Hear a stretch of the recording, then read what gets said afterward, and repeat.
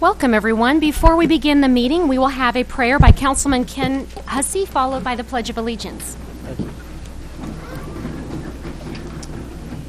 Dear Lord, we gather this evening in the joy of the holiday season. And we also gather tonight with grieving hearts as we mourn the loss of our beloved Janice McMillan on December 8th. We ask for your wisdom and compassion as we conduct our business in this meeting.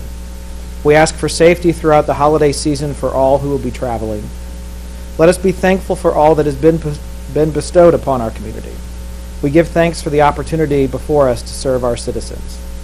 Let us also pray for those who are in need this holiday season, that they also will find joy and peace. Amen. I pledge allegiance to the flag of the United States of America and to the republic for which it stands, one nation under God, indivisible, with liberty and justice for all. To order the Monday, December 18th, 2017 City Council meeting. Mrs. Powell, I want to say, I'm sorry. Donaldson. Mrs. Donaldson, roll call, please. Fitzwater. Here. Graham. Here. Henry. Here. Hussey. Here. Kimna. Here. Mahalovich. Here. Prather. Here. Schreiber. Here. Ward. Here. Wiseman. Here. Thank you, Mrs. Donaldson. You're welcome. Item 3 is our motion to adopt the agenda. So move. Second. Any further discussion? All in favor? Aye. Any opposed? We have the agenda. I also like to recognize if there are any Boy Scouts or Girl Scouts with us in the audience this evening. Do we have any Scouts? Okay, we always enjoy that. Item 4, miscellaneous agenda items. Item A, we have a presentation of remembrance of Janice McMillan. So we just wanted to take a moment, like Councilman Hussey recognized in the prayer. And we do have a beautiful photo on the screen of Janice McMillan, who served as the director here for Planning and Protective Services for 30 years and became a staff person here in 1994 and was much more than just being on staff. She was certainly a friend to all of us here at the City of Jefferson, and she will be greatly missed. There was a wonderful service of her life over the weekend, and there were many city friends there in attendance, and we have a couple of proclamations that we gave her recently, and so I just wanted to make a mention of them. A lot of you know from Planning and Zoning, she was a great help there for Planning and Zoning, and we presented her along with Chairman Chris Jordan a proclamation at the Planning and Zoning meeting as she neared her retirement, and it talks about here her numerous programs and strategies that had been prepared under Janice's tenure, including award-winning 1996 Comprehensive Plan, the 2005 Central East Side Plan, an overhaul of the city's zoning in 2002, and implementation of an abandoned building registration program in 2012. And how the City of Jefferson and its citizens have been blessed by the years of dedicated public service put forth by Janice McMillan. Also, as we know, she retired just this past January, so we declared the 12th day of January 2017 as Janice McMillan Day, and that was quite a wonderful celebration of all of her accomplishments here at City Hall. So just wanted to take a moment to share how much she means to all of us here. And I also want to invite everyone tomorrow on Tuesday, December 19th, there will be a celebration of Janice's life at the Fountain of Hope, which is downtown near next to Saffy's. Janice was there when the dedication for Fountain of Hope was this summer, a hot summer day when we were very excited to have that dedication.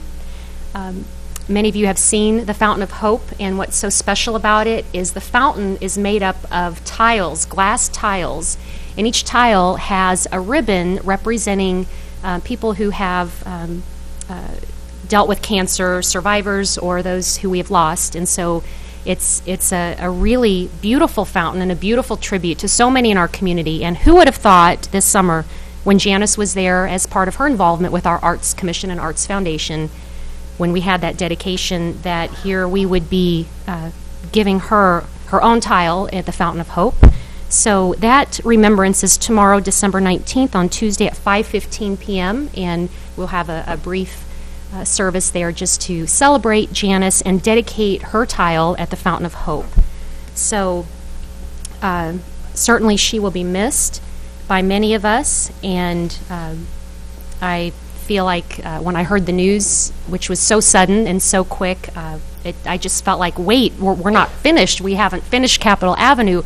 Wait, Janice, we're not ready yet because we haven't finished all these things that you have started. And then I think a lot of these things wouldn't have even been started without her leadership within the city and department. So, rather than being sad that she's not here to see the completion, I'm very thankful that she got us to the point we are today. And it's not just Capitol Avenue. It's so many things she's done within our city. And beyond that, though, the friend that she's been to so many of us. And I think my favorite photo of Janice, other than this one from her daughter's wedding just this past summer, would have to be the picture of her with Lauren Henry and Lauren's little baby. And the smile on Janice's face was just amazing. And it just shows, I think she was like a mother and friend to all of us here, and appreciate her so much. And I'll never forget the first trip when I was first elected to City Council in 2008, and how Janice was on our trip to Springfield, Illinois with the Chamber, and just getting to know her and all of her dedication. I mean, she was dedicated to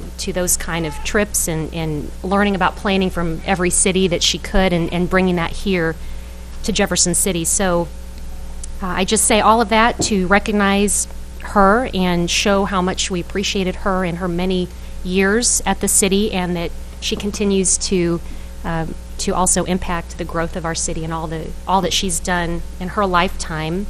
And as former city attorney Drew Hilpert said, I think he said it best when he said, the zoning in heaven just got better. So I thought I wanted to borrow that line, and he was here for the service, and I asked if I could use that, because that is so true, and I know that she is shining down on Jefferson City, and we're very thankful to her, and our thoughts and prayers go to her and her husband Jim and her daughter and her family. So I know I went on about that, but I just wanted to really share, and I know that council all feels the same, and all of us here.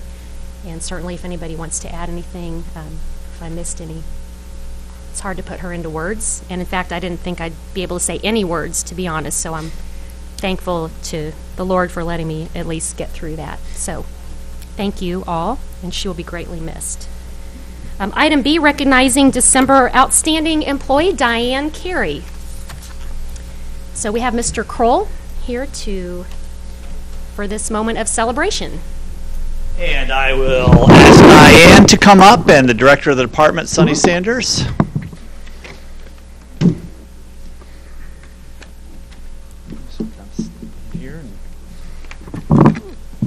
So I wanted to read some of the comments that were in the nomination form. The complete form is on our website. So this is to recognize Diane Carey, City of Jefferson Administrative Technician, Planning and Protective Services, for receiving the City of Jefferson Outstanding Employee Service Award for December 2017. Some of the comments mentioned in the nomination form include the following, and I'm going to paraphrase some of these. Ms. Carey provides outstanding customer service, not only to citizens, but to the city employees as well. Ms. Carey, quote, does all the work and help with a smile and a congenial attitude, end quote. Ms. Carey has considerable knowledge of how multiple processes are performed within the city, as well as assisting in continual improvement to those processes. One example of a process improvement on which Ms. Carey performed and worked is related to the processing and reporting of building permits, resulting in improved and more timely data being available for decision making. Ms. Carey offers suggestions for improving operations, resulting in service enhancements to employees and customers. Ms. Carey's follow-through on projects, tasks, and commitments is excellent. Ms. Carey manages her time well and ensures that tasks are covered before taking time off. Ms. Carey work is, quote, very professional because she is methodical, organized, takes great pride in producing a quality product. Plus, Diane is always friendly and helpful, even when dealing with difficult people, end quote. Ms. Carey, even when dealing with difficult people, end quote.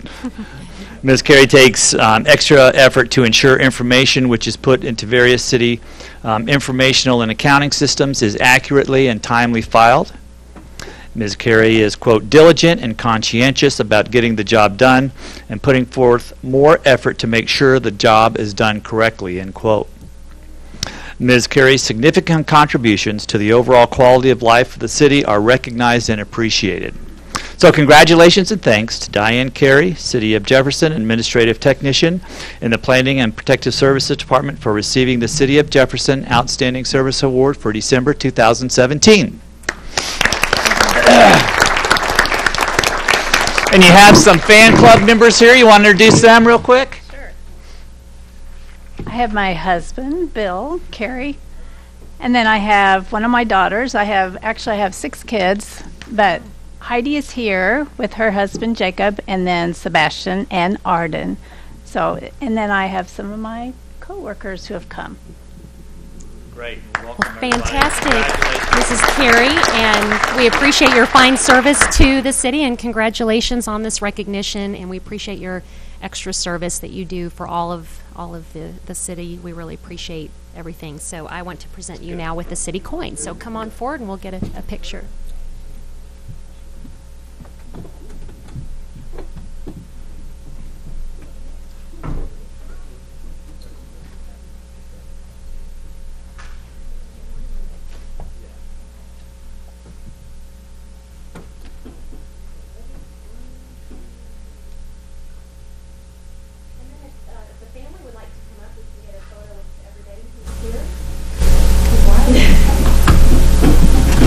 Co-workers too, they can come.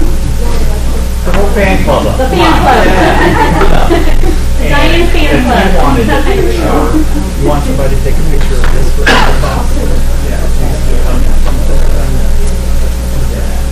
All appreciate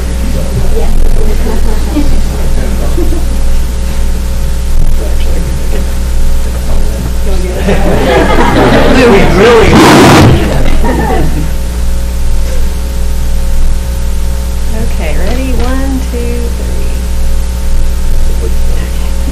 Thank you, Diane. Congratulations.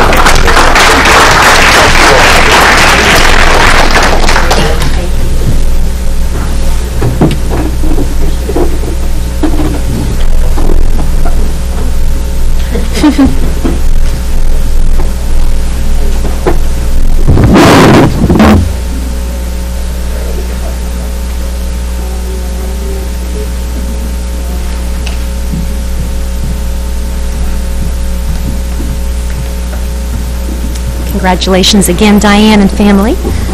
Item C now, we have a proclamation for Fred J. Otto, and we'll start with Chief Schofield.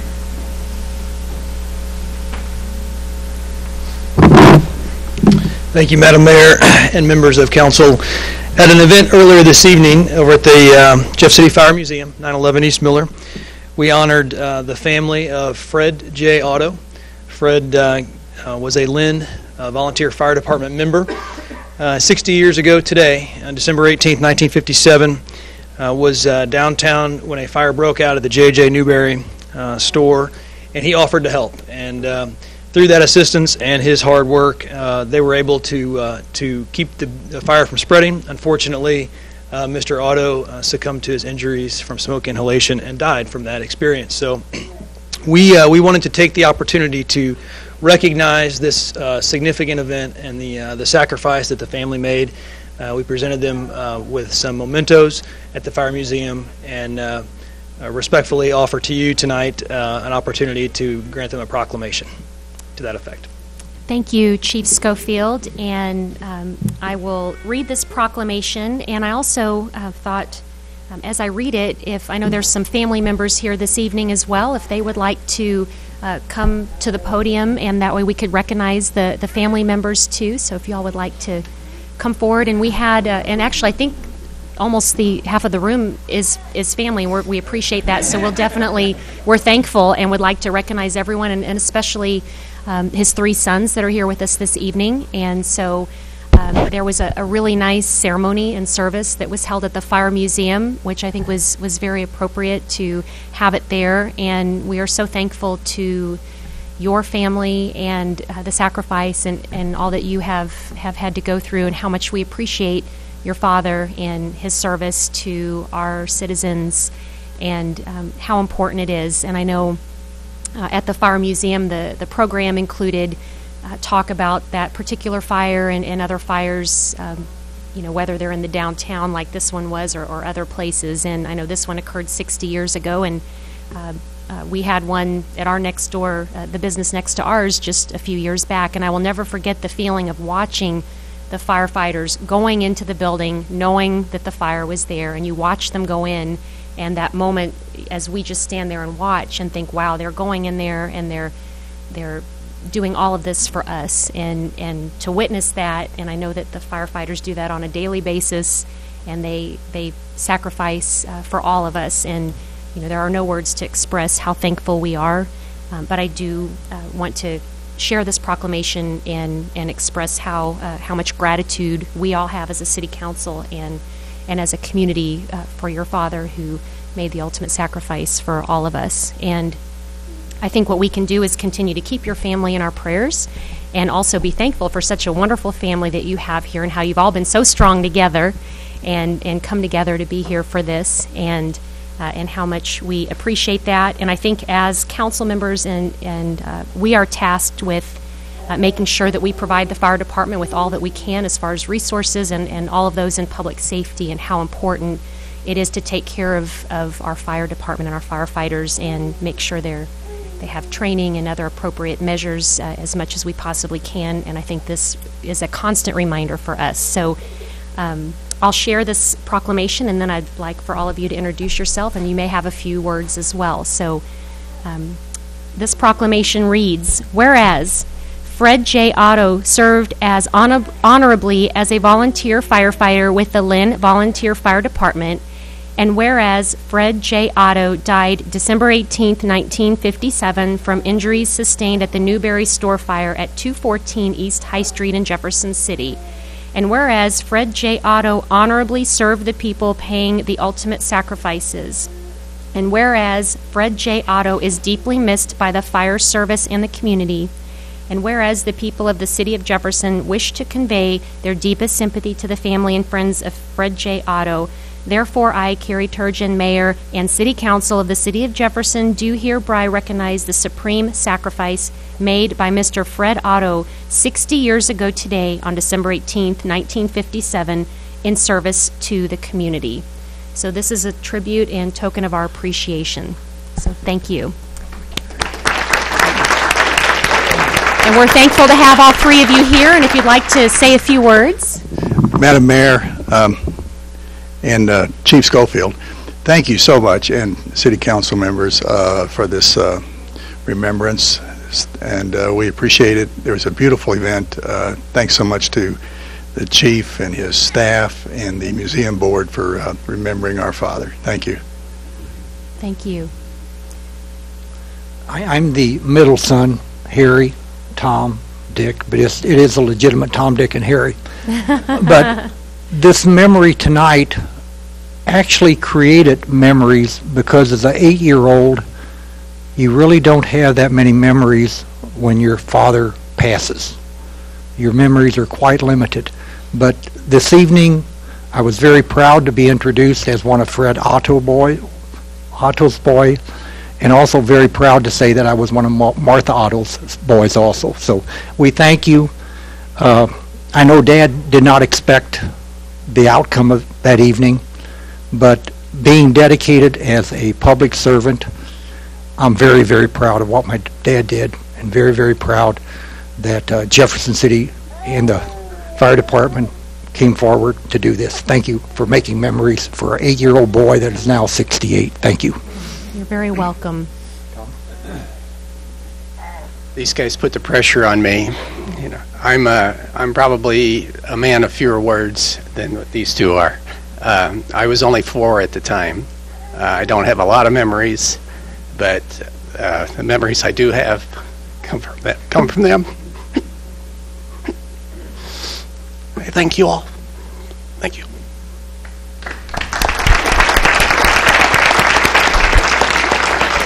Thank you all. all for being here, and I'd like to invite the entire family forward here in just a moment to take a photo as we present this proclamation and to again express how thankful we are for people like your father with the courage and strength to run into danger when the rest of us are running away from it, and thank you for being here.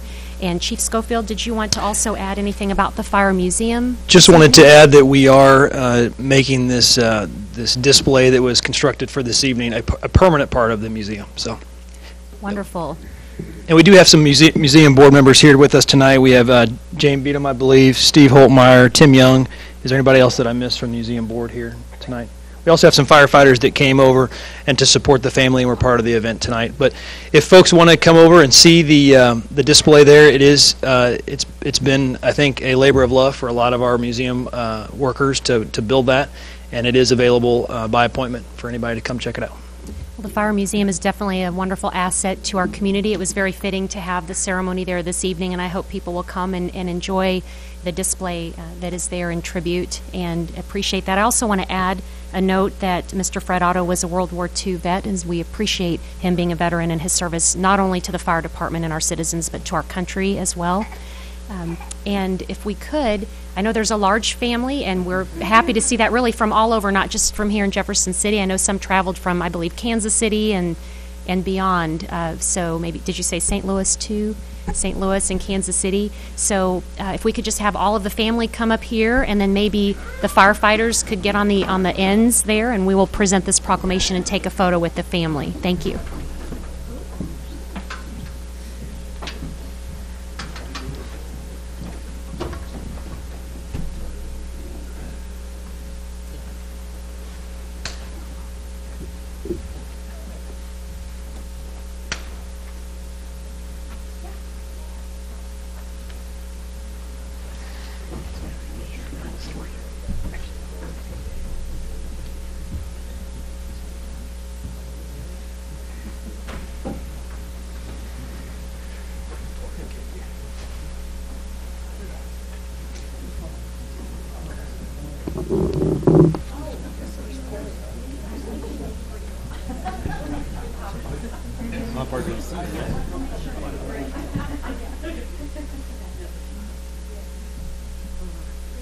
Anyway, you guys can kind of squeeze in on the sides there.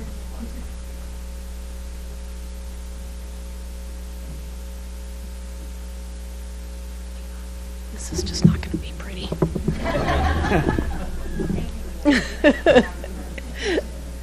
Okay, ready? 1, 2, 3.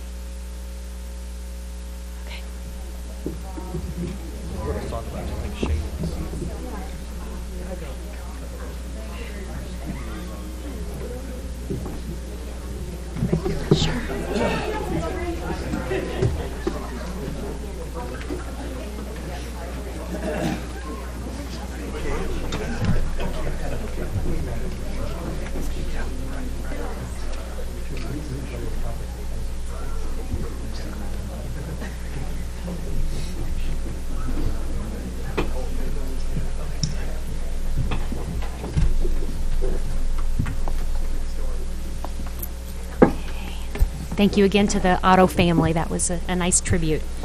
Item 5, public hearings. We have item A rezoning. Mrs. Donaldson. An ordinance of the City of Jefferson, Missouri, changing, amending, and modifying the zoning map of the zoning code of the City of Jefferson by rezoning 1,120 square feet of land addressed as 1707 Stadium Boulevard from RS4 Single Family Residential to CO Office Commercial. Mr. Barron. Thank you, Madam Mayor. This property is located at the corner of Southwest Boulevard and Stadium Boulevard, as shown up on the screen there.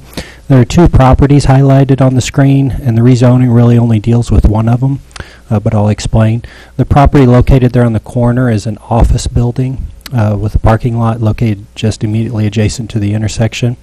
And the house that's located next door on Stadium Boulevard is owned by the same owner as the office building. The purpose of the request is really to accommodate a parking lot expansion into the rear yard area of the house to serve the office building. So this is the current zoning situation for the area, with the office building being zoned CO, an office commercial zoning district, and the house next door. The property has a split zoning on it. The house is zoned in RS4, which is a single family district, and the rear yard area is zoned a CO, an office commercial district. That zoning of the rear yard was put in place in 2009 in order to accommodate a parking lot expansion. They finally got around to laying some of the design out on paper and found out they needed a little bit more space of commercial zoning to accommodate the parking lot. So this council bill would rezone just over 1,100 square feet of property from an RS4 to a CO in order to accommodate that. It was recommended for approval by the Planning and Zoning Commission at their November meeting. I'd be happy to answer any questions council may have. All right. Before we open the public hearing, does council have any questions for Mr. Barron? Okay.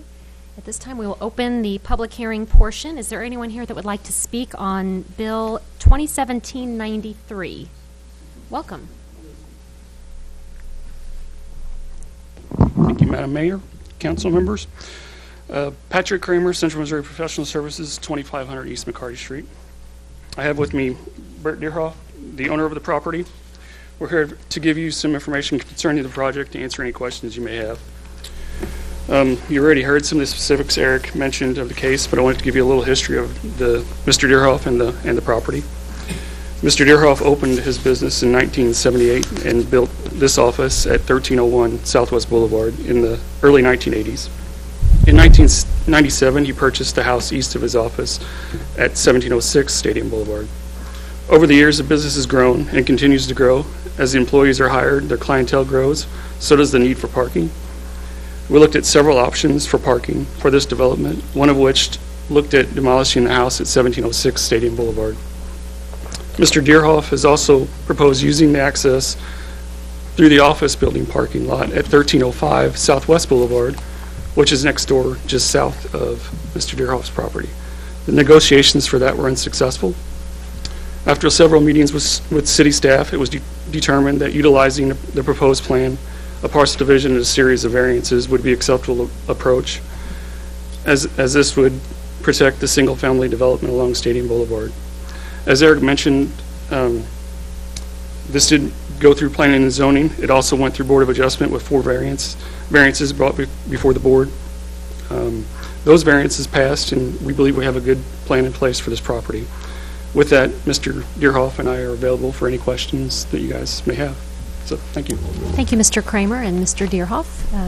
Any questions at this time of council? Okay, is there anyone else here that would like to speak on 2017-93?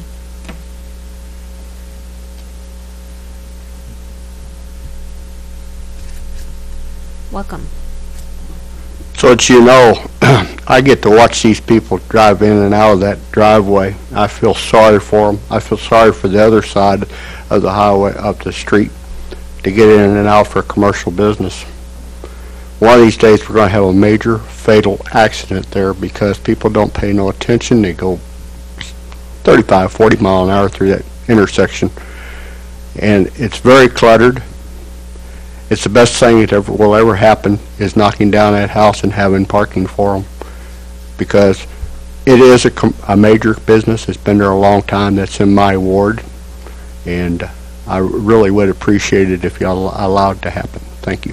Thank you. All right, is there anyone else here that would like to speak on 2017-93? Seeing none, we'll close the public hearing portion and take up the associated bill. Is there any further council discussion or deliberation? All right, roll call, please. Graham. Aye. Henry. Aye.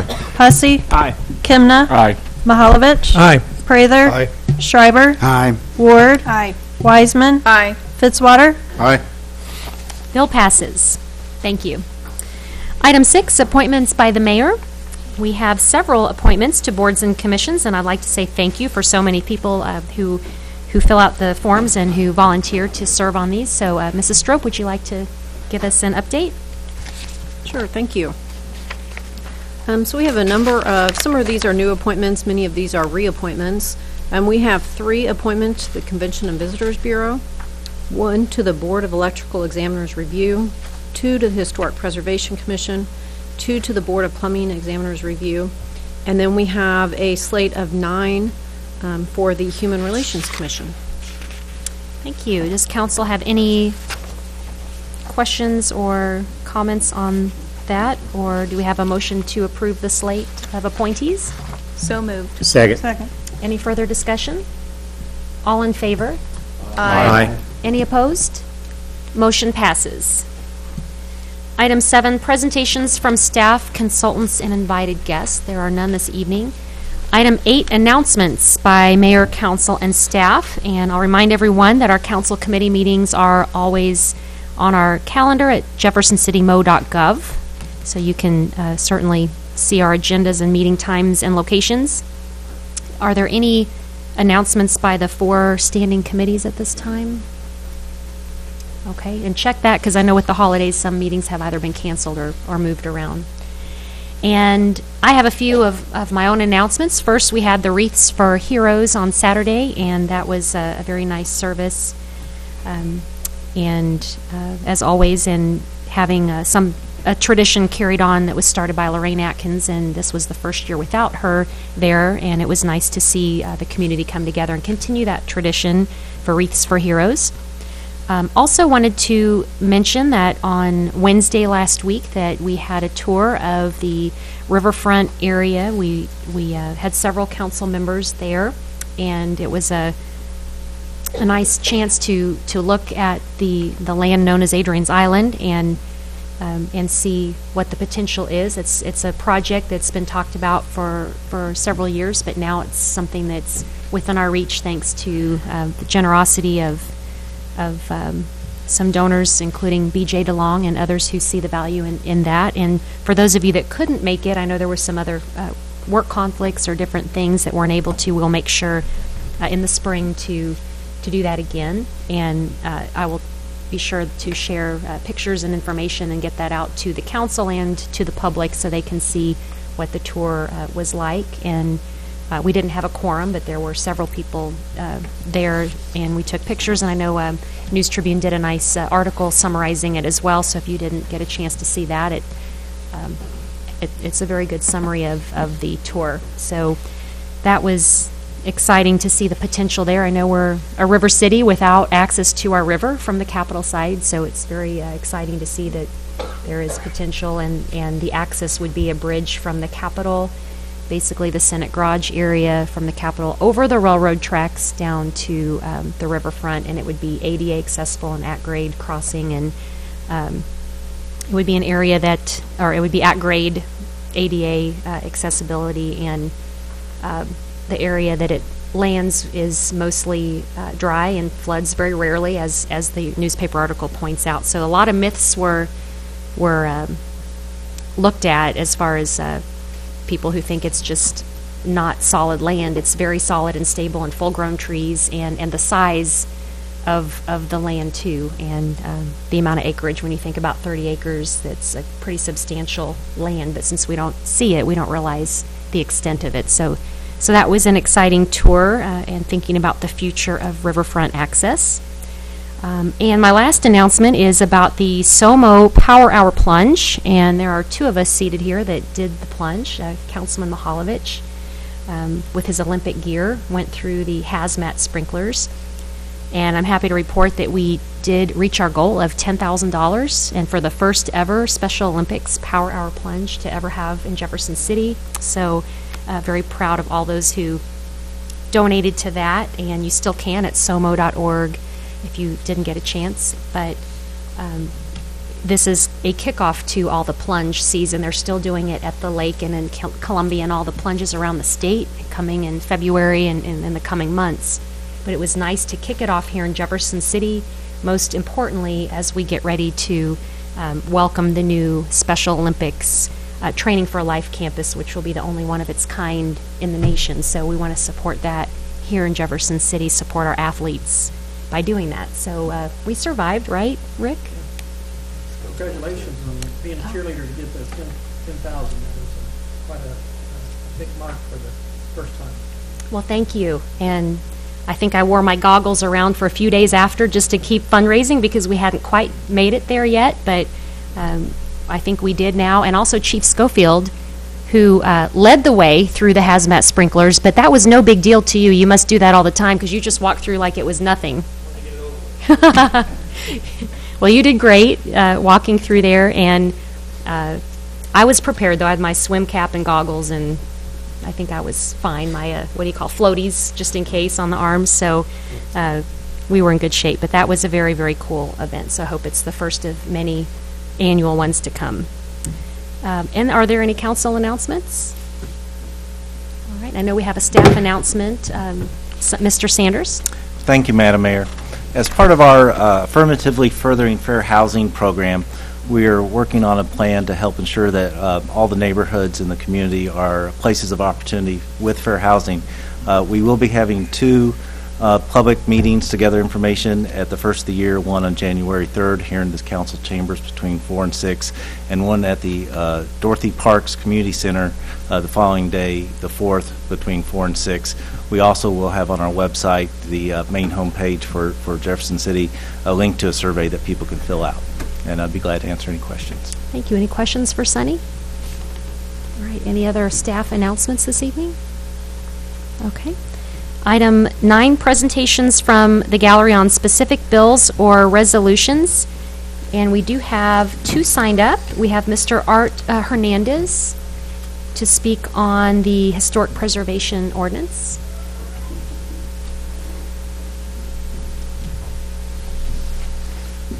Welcome, and thank you for your service to the Historic Preservation Commission. Thank you, Madam Mayor. I come to you today, again, to speak on the same topic that I've been presenting for the past 2.5 years. The need for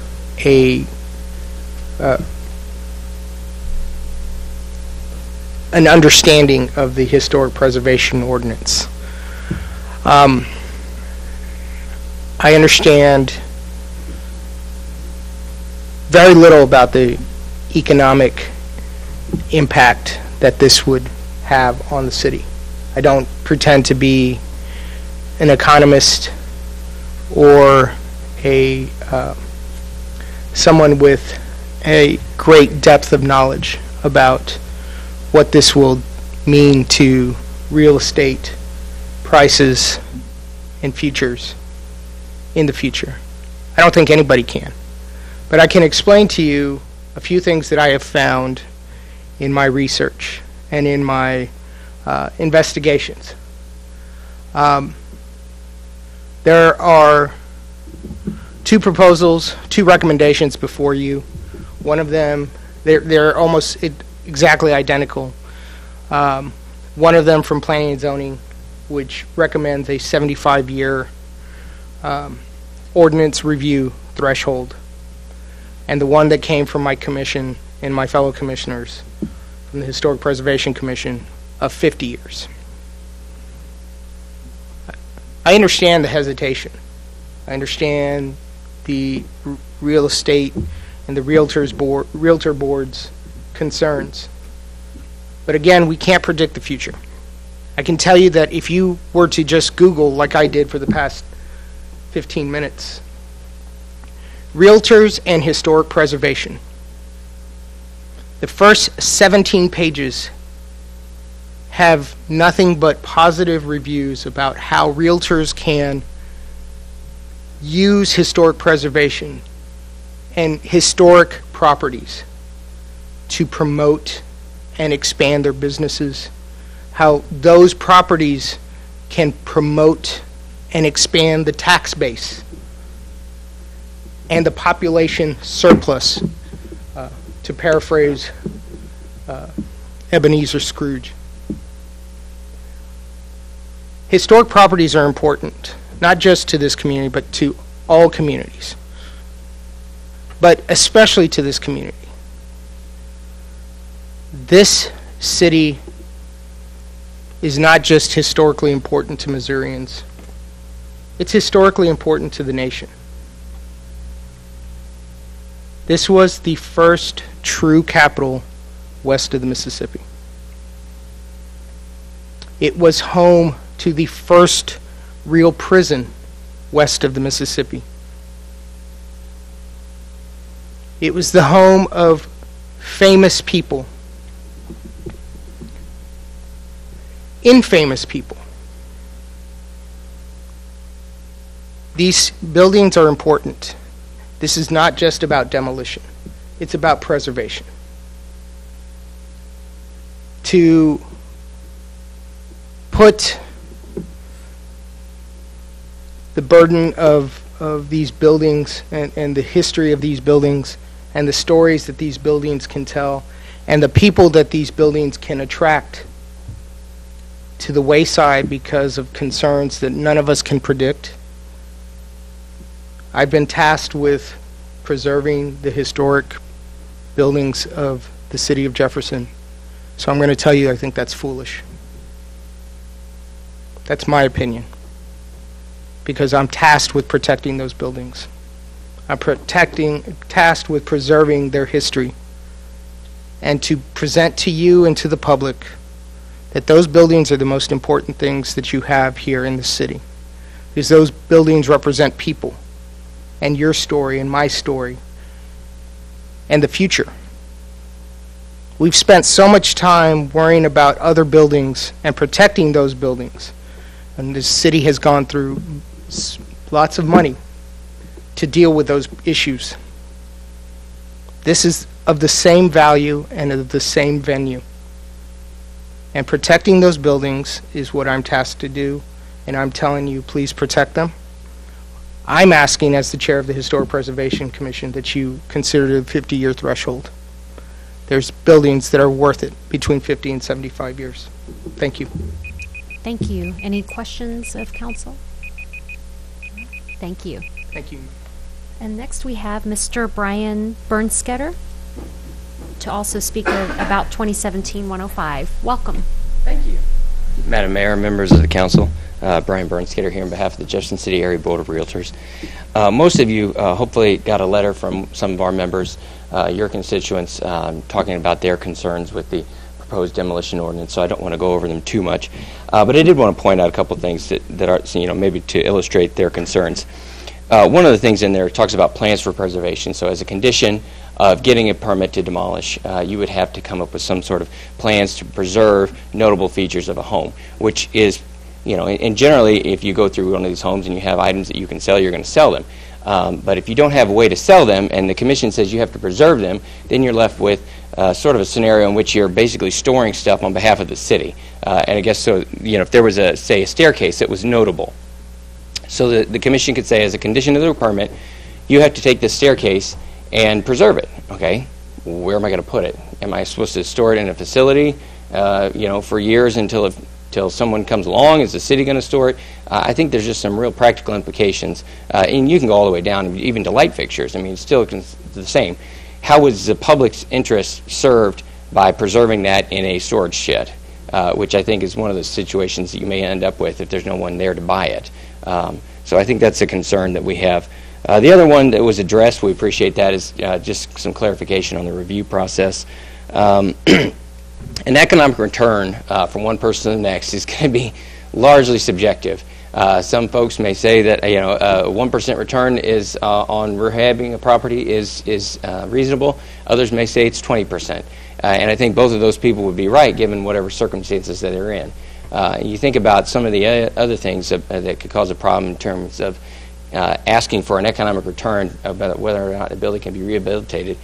Say you have a not-for-profit and they need to tear a building down. Well, there's no economic model, there's no rate of return that matters to a not-for-profit. It's all about serving the constituency that they have to serve. So you can't put that on them. And not to say that they would, but it's certainly a condition that they could, and I think it just illustrates one of the things that could be fixed to make this ordinance better. And the other thing I would just caution you, all of these things seem in the abstract to be not that big of a deal, but if it's your property that they put these conditions on, that's a really big deal to you. You may not have known when you came across this property that there would be any sort of circumstances that prevent you from doing what you wanted to do with it. And so that one property owner is going to be bearing a public benefit for everyone, unbeknownst to them and at great cost. So I would just caution you to make these changes methodically and, and ensuring that they're not going to be undue burdens for the taxpayers and citizens. Thank you. Thank you. Are there any questions at this time? Thank you. Thank you for the opportunity. All right. Item 10, consent agenda. Is there a motion to approve? So moved. Second. Any further discussion? Councilman Graham? I know we have some members from the Capital Region here, and I wanted to hear a little bit more about D with the permissive use of right-of-way. Okay. So I know we have Gasper here. Can you just come and maybe tell us what's additional we're adding to that area? What would be the best way? I'll look to Ryan. Should we take a little bit of testimony, and if there's any staff input, what would you propose? I think that's a fine way to approach it. Okay. Yeah. So we'll start with the Gasper, and welcome, Mr. Calvaruso. Thank you. Glad to be here. Councilman Graham, what exactly would you like me to? What are you going to be adding to that area there? Well, I guess there was already a presentation some time ago with regards to the plans around the roundabout with the artwork that was donated by Capital Region, and there was a previous idea of some other signage around the roundabout.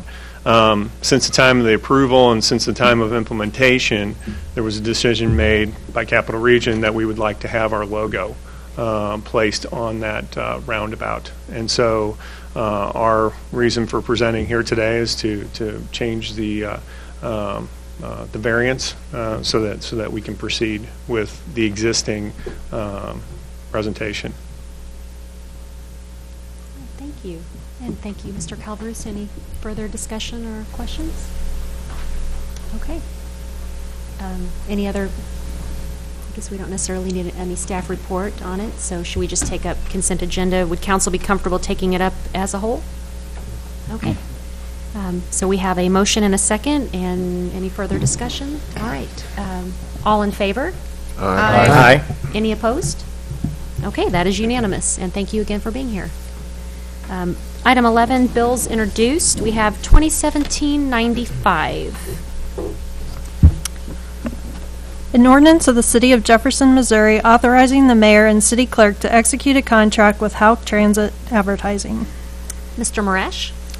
Thank you, Madam Mayor. As the clerk indicated, this is a contract with, it's pronounced Hawk Transit Advertising, kind of spelled a little strangely. But you see a dollar amount there, and it's kind of an estimated dollar amount or based on previous years, but this is actually a revenue contract for the city. So what this company does is sell advertising on city transit buses, and what we do is provide the frames for some of the advertising. It's kind of a turnkey service. They go out, find the clients, develop the advertisement, come in during our operation hours and install those. So there's really very little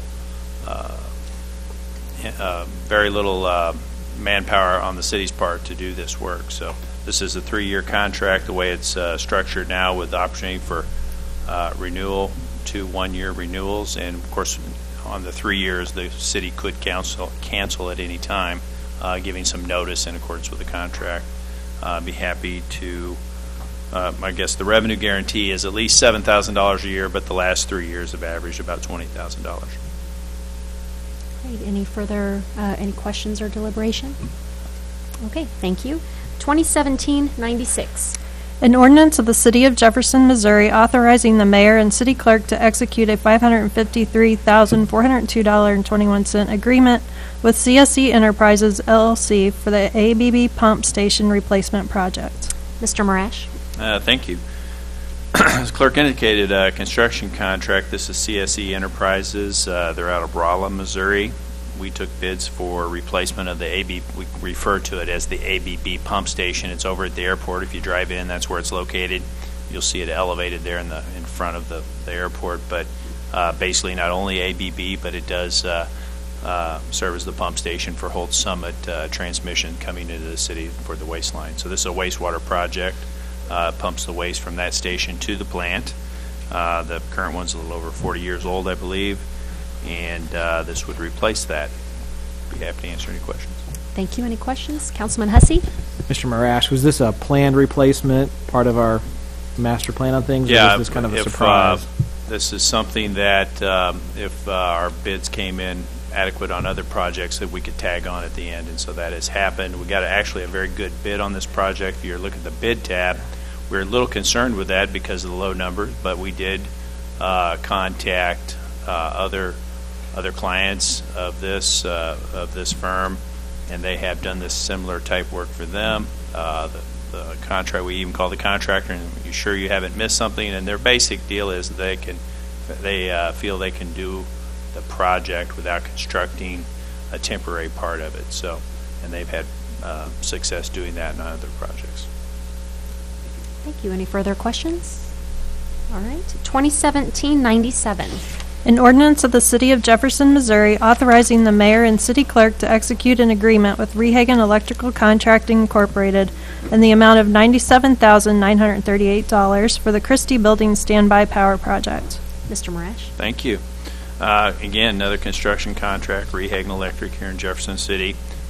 Basically, this would install a generator for City Hall. We've talked about this about a couple years ago. We had MECO Engineering evaluate what it would take, whether we could need a new generator, could we somehow tap into the generator at the police department. They felt it was best to go this way. We're on different type of and I'm not an electrical engineer, but there was a difference in the I'm trying to find the word, the type of power utilized by the Larry was here. He could tell us. But anyway, we bid the project. It's $97,938. The funds would come from the building. I think it's called the Building Sinking Fund. We've been putting money aside for roofs and other improvements to buildings, and this would come out of that pool of money. Thank you. Any questions? All right. Thank you. 2017-98. An ordinance of the City of Jefferson, Missouri, vacating and discontinuing a portion of an alley right-of-way in the 900 block of Adams and Jackson Streets. Mr. Marash. Thanks. This would vacate a portion of alley, as clerk indicated. It's over near Hickory Street Park, I believe it's referred to. It's between Adams and Jackson Street, 900 block. The resident along this area has requested this vacation. Part of it's already been vacated in the past. Kind of a hodgepodge of vacations, and this would clean that up as well. Any questions? 2017-99. An ordinance authorizing the mayor and clerk to execute an agreement between the City of Jefferson and Rich and Associates Incorporated for professional services related to the parking division. Mr. Marash. Thank you. Again, a professional service agreement. It's Bar Engineering, or excuse me, I'm on the wrong one. Rich and Associates. This is for continuation of our parking study in the downtown area. Now the agreement's less than the $25,000 limit for the city administrator. However, it's a continuation of another agreement. So what will happen with this contract, they'll go ahead and look at 5 different sites downtown for a potential parking garage, and then narrow that down to the 2 best and do some more detailed estimates on those two best. So there'll be a series of discussion about that. They'll also do a pro forma based on the 2 best sites, meaning they'll kind of evaluate the budget and determine what the cost benefit is of these structures. Great. Any questions? Thank you. 2017-100. An ordinance of the City of Jefferson, Missouri, authorizing the mayor and city clerk to execute an agreement with Bar Engineering in the amount of $149,600 for the design of the Mesa, Shell Ridge, and Chickadee Stormwater Project. Mr. Marash. Thank you. Again, like the clerk indicated, professional service agreement with Bar Engineering here in Jefferson City. This is really kind of 2 projects, not necessarily listed that way in the title, but about approximately half of that is to build, actually do development plans to construct 3 projects, one at Mesa, Shell Ridge, and another one at Chickadee. The other half of the money is actually for some more detailed modeling and conceptual design in 2 areas of town. One is the Satinwood, Cedar Hill, Timber Trail area where we've had a lot of flooding, and so they would evaluate that and do some modeling and give us some options of what could be done there to solve those issues, or what could be solved and what couldn't be solved maybe. The other one is Douglas Street area, another area that's been long complaint history. much needed. It's maybe not obvious exactly what would be done there, so they'll also do a lot of modeling in that area to hone in on what could be done to solve some of those issues. Thank you. Any questions? Councilman Hussey? Matt, what's the turnaround time on the modeling piece on the second half that you talked about? Well, there is some timeframes in the contract, but we would like to get the construction phase out to bid fairly quickly. Bar Engineering, we're actually very lucky to have them in the city. They have a small office here, but they're a larger company that does a lot of environmental work, and they've done a lot of wastewater projects. So we expect them to be able to turn that around maybe springtime-ish. Is that on the Mesa, Shell Ridge, and Chickadee projects? We would hope both, sir. Oh, even the Yeah, I mean, that Satinwood, would be my goal. Douglas. Okay. Now, do I always achieve those? Maybe not, but we're going to push them to give us, something. Probably be some meetings in there, could drag it out a little bit with the residents, but we would like to know have some idea of what could go on there. And then do you anticipate the funding source for the construction phase to have come from that additional $750,000 we allocated, or is this coming out of the capital improvement sales tax? Or Well, we're treating it kind of as one lump sum of money, but we would anticipate the construction for the 3 projects out of that pool of money that's already been budgeted. And I think we said, I want to say it was $850,000 total, something like that. Some for design, some for construction projects, and then some for the staff, the added staff, which we're well into. I think we've hired all those folks by now as well. Okay. So it's safe to say that we wouldn't do all of these projects without the additional allocation. So, yeah, that's safe to say, sir. Thank you. Any further questions? All right, 2017-101. An ordinance of the City of Jefferson, Missouri pertaining to stormwater floodplain management. Mr. Marash? Thank you. This ordinance basically modifies our city code, really the floodplain aspects of the city code. SEMA came and gave us what they call a community assistance visit about a year ago or so. It's really more or less basically an audit of what our floodplain code was and kind of our permitting that we've been doing. They found a couple items they would like us to update our code with. So in doing so, basically it's centered around the administrative procedures as it involved floodplain code. But we took the opportunity, as you look at the code, we've X'd a bunch of it out and just basically reordered it as well, just to make it a little simpler to follow, and then also included these administrative procedures. Happy to answer any questions. We're supposed to have this adopted by, I think it's mid-January, so we're just kind of here at the tail end of it, and be happy to answer any questions. Thank you. Any questions? Okay. And I did want to take just a moment because I know on our sign-in sheet, we do have Mary Ann Reuter here who's going to, you have wastewater under the 3-minute slot under other topics. So I want to make sure you weren't here to talk about any of these 2 previous ones, correct? Okay. Just want to make sure I didn't miss you there. Thank you. All right. 2017-102. An ordinance of the City of Jefferson, Missouri submitting an amendment to the Charter of the City of Jefferson relating to the Fireman's Pension Fund to a vote of the citizens of the City of Jefferson. Mr. Molman? Thank you. This ordinance would place in front of the voters of the city a question to amend the charter of the city to eliminate the Fireman's Pension Fund and its board of directors. As hopefully the council remembers, previous this year, the council approved transferring the funds and functions of the firefighters' pension fund and administration of that fund to Missouri Loggers, which handles retirement for probably a majority of local government employees throughout the state. So when that happened, what we are left with is the Fireman's Pension Fund and its board of directors, particularly its board of directors, as a body that has neither any funds nor authority anymore. So this is really kind of a cleanup of the charter to reflect the reality of the system that we're operating under, get rid of the board and make sure that it is clear that the firefighters' pension fund is administered through loggers as opposed to this essentially body that really doesn't do anything or have any money to do anything anymore. Did want to note that this would not affect the current tax levy that is collected to fund firefighters' pension. It's just essentially just getting rid of language in the charter that calls for the existence of a board whose functions are now being carried out by loggers. I think it's fair to say that this is a technical change. Thank you. Any questions of council? All right. 2017-103. An ordinance of the City of Jefferson, Missouri submitting an amendment to the Charter of the City of Jefferson relating to the office of City Prosecutor to a vote of the citizens of the City of Jefferson. Mr. Molman. Also a change to the charter. This ordinance would place in front of the voters a question as to whether or not to change the current position of city prosecutor from a current elected position to an appointed position.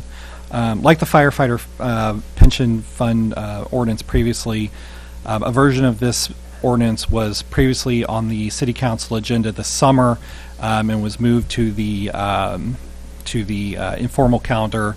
And 102, 103, 104, I think it's fair to say that those were moved to the informal calendar without ever being taken up on the merits. And so these three are appearing in front of the council again. One difference, or there's actually a couple differences between this version and the version that the council saw previously. The first difference is that this ordinance, if approved by the voters, or this charter change, if approved by the voters, would not go into effect until April of 2019. That would allow the current prosecutor to fulfill his full term that he was elected to in 2017. And so this would only make that change after the expiration of the current term of the current prosecutor. Also, the previous version of this charter amendment specified that the city council could appoint an assistant or associate city councilor to act as city prosecutor. We simplified that a bit and called for the Department of Law to fulfill the duties of the office of city prosecutor if the council so chooses to do so. The other option that the city council would have under this charter amendment would be to appoint a private attorney outside the city to fulfill the duties of the office of city prosecutor. So essentially, it gives some flexibility to the mayor and city council to decide which course, whether to go in-house or outside counsel for the office of city prosecutor. If the ordinance approves, this would go on the April 3rd, 2018 ballot, but not to go into effect until April 2019. Thank you, Mr. Molman. Any questions of council? Councilman Graham? Yes, Madam Mayor, and to my colleagues, I just want to let you all know that I do have some concerns about this proposed bill, and I've had the conversation with the bill sponsor as well as city staff about this proposed bill, and I just hope that we all really look at this bill and ask a lot of questions. Because there is a lot of red flags that's brought up when I look at this. One of the things that I was told is that the cost for this position would be reduced as well too. But when you're outsourcing and hiring private attorneys and things like that, there's no I can't see how this would be a cost savings to the city, and so that's just one of the concerns in which I have. So I know we're not voting on it tonight. But in 2 weeks, we will bring this back. And like I said, I will have a lot more concerns and questions about this proposed bill. So, if I may, and I just want to point out for the council's benefit that staff is making a recommendation, or not making a recommendation, but is pointing out that this could potentially offer cost savings. Staff certainly would not make a promise that this would definitely lead to cost savings. It's essentially a process of competitive proposals could lead to introduction of lower rates that could lead to overall cost savings, or taking it in-house it's a potential. There's nothing to say that this could be more work than what the current office can currently handle, and there may need to be either increases in salary or additional staff. I just want to make it very clear, we're not saying that this will definitely lead to a cost savings, but it does offer a potential for cost savings. Councilman Graham? Because I'm seeing that the city prosecutor and the judge are seeing about 17 to 20,000 cases a year. And if we bring that in-house to the law department, that alone tells me that we're going to have an additional person to do those duties with 17 to 20,000 cases a year alone. And so that's, like I said, that's not just the only concern that I have, but I look forward to the discussion in 2 weeks. All right. Thanks. Any questions? Councilman Mihaljevic? One of the questions that have been posed is, I think I remember in testimony of the fact that how would the city, being the own prosecutor, be fair, and would it still be impartial, sort of a little kind of a hands-on? So the question is, you posed 3 or 4 different ways of selecting a prosecutor, but maybe in the minds of some that maybe we should have that up front. We should have, say, a prosecutor will be selected in this manner, so that the voters would know if they passed that, that they would know that we had a structure for impartiality and fair play and whatever other concerns that came forward from the podium the last time this was brought forward. Do you have any thoughts on that, how we would proceed with that, or?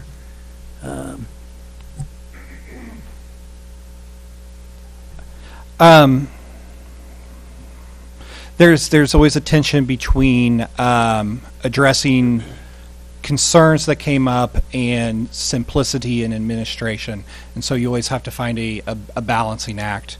I can speak, having looked into the issue, that there's probably a pretty wide range on how other cities, constitutional charter cities, who are really our peers in this, on matters of the charter, how they do that. Some cities just say the Department of Law shall be the city prosecutor, and then other cities will have a process where it's appointed council that goes through, essentially a bidding process and then an appointment process through the council. And so I think what this particular amendment attempts to do is give some flexibility to the council to address its needs for that office, but certainly recognizing that it adds a layer of complexity that that may not be desirous for this position. There are certainly measures that you can take to vet it through the public process more. You could implement those types of processes. You could implement some sort of outside commission to make a recommendation. Something maybe perhaps similar to a Missouri plan where there's recommendations that are made by the greater legal community, and there's also participation from non-legal participants. Because we're a charter city, we have lots of flexibility, and so if there are different additional ideas on how to handle this particular issue that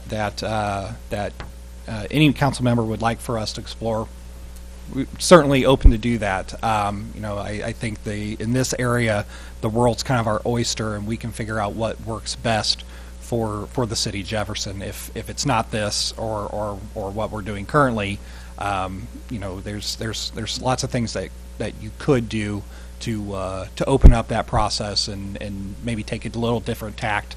The only thing you would want to caution is making it too complicated so that it's hard to understand for the general citizen.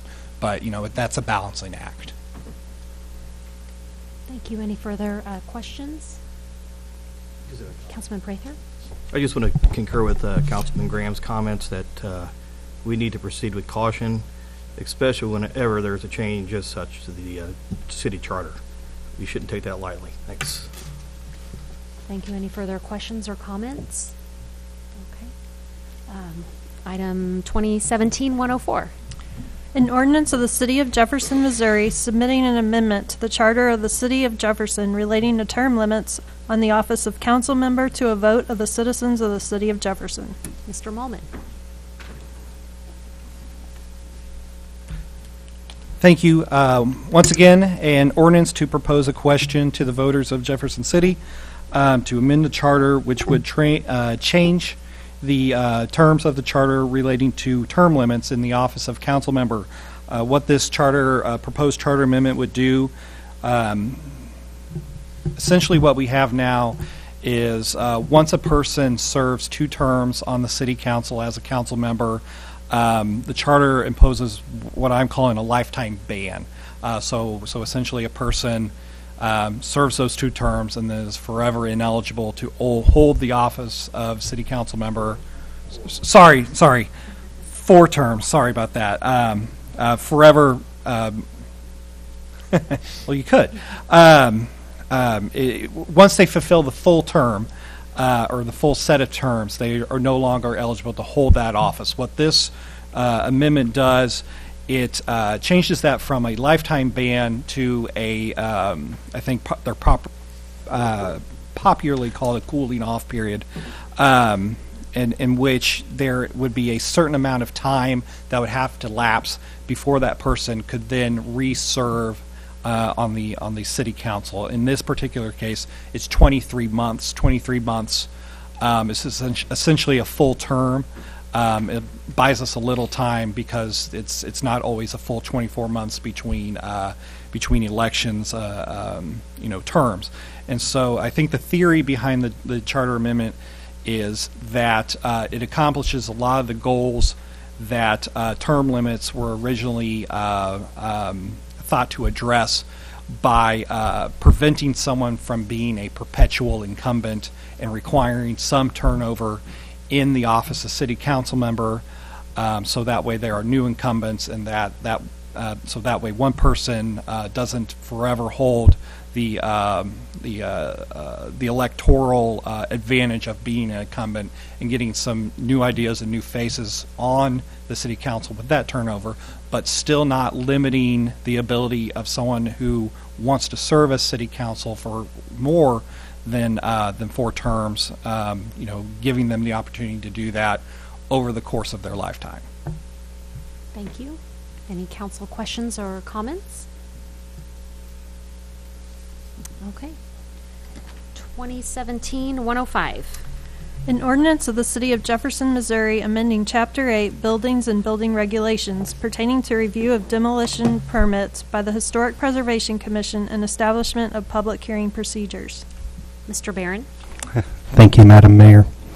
This bill would amend the city code by establishing more stringent review requirements and processes associated with proposals to demolish buildings within the city of Jefferson.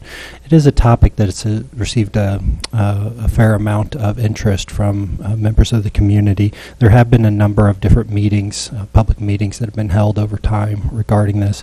It's appeared in front of the Public Works and Planning Committee a couple times. There was a city council work session that was dedicated to this topic that was held on May 22nd of this year. And it has appeared in front of the Planning and Zoning Commission and the Historic Preservation Commission. Within your packets, along with the bill, is a staff summary of the different contents of the bill with a little bit of the reasoning behind each of those items. And then also a staff update, which includes recommendations by the Planning and Zoning Commission and the Historic Preservation Commission. So both of those bodies voted some recommendations that are different than what's contained in the bill, and I'll get to that here in a moment. And also a packet of public comments that have been received by staff to date. So written comments that have been compiled and placed in your packets. As I mentioned, this item was the topic of a city council work session on May 22nd of this year. And so I went back and I pulled one slide from that presentation that I wanted to show you, just to kind of bring us back to that point. We did a fair amount of research on this topic, the topic of historic preservation as it relates to demolition. What we found, looking at other cities across Missouri, a few outside Missouri, and what we found was that no 2 cities really deal with it in the same way. But in general, you can divide them into one of 2 different types of processes, which are shown on the screen. One is a general review process, largely advisory in nature, that cannot prevent demolition. And so the first one there, the general review process, is what the city of Jefferson has in place right now for its historic preservation demolition process.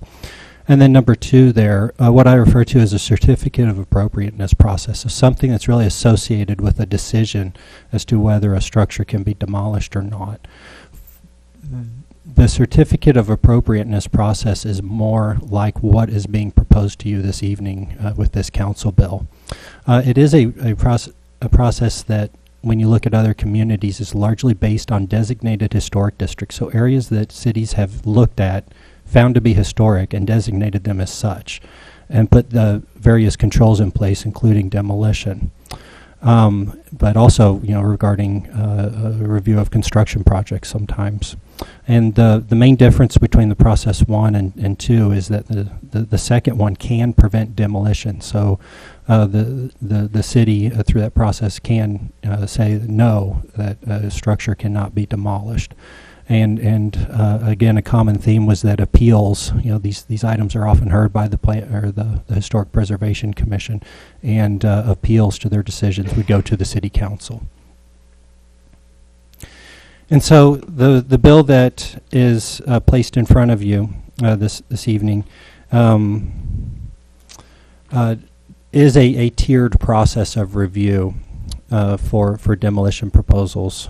One tier being proposals that would go through what we've termed a historic preservation demolition review process. And then the second tier being a historic preservation demolition clearance process. So really the words review versus clearance. And so the first process there would apply to local landmarks, so structures and properties that have been designated a landmark within the city, structures located within National Register districts, and then also any structures that are between 50 and 100 years old. The second process there would apply to any structures that are located within a local historic district, so a district designated locally as being historic, and then also any structures that are older than 100 years. The primary purpose, I think, of the first process there, the review process, is to have a period of time where structures that are proposed for demolition have to wait before being demolished. And so there's a timeline associated with the review, 75 days or 2 meetings, 2 months, the Historic Preservation Commission, where any denials by Historic Preservation would result in a delay of the issuance of the permit until that time period is passed. So its purpose is really to allow people to explore other options prior to demolishing a structure. It cannot prevent the demolition of the structure, but allows people to take a look at it and, barring anything else, at least to document some of its attributes before the structure is demolished. The purpose of the clearance process is to preserve the structure, and so it is much stronger. The timeline associated with that process is applications would be reviewed on a month-to-month basis by the Historic Preservation Commission, very similar to how cases are heard by the Planning and Zoning Commission, so that they are typically dealt with the next meeting after they're applied for. But do have the ability to be continued on to another meeting for cause.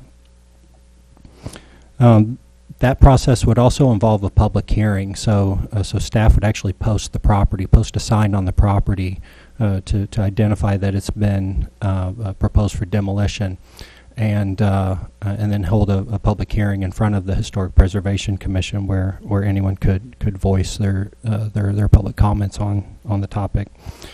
Again, denials by the Historic Preservation Commission could be appealed to the City Council, again with a similar public hearing taking place in front of this body.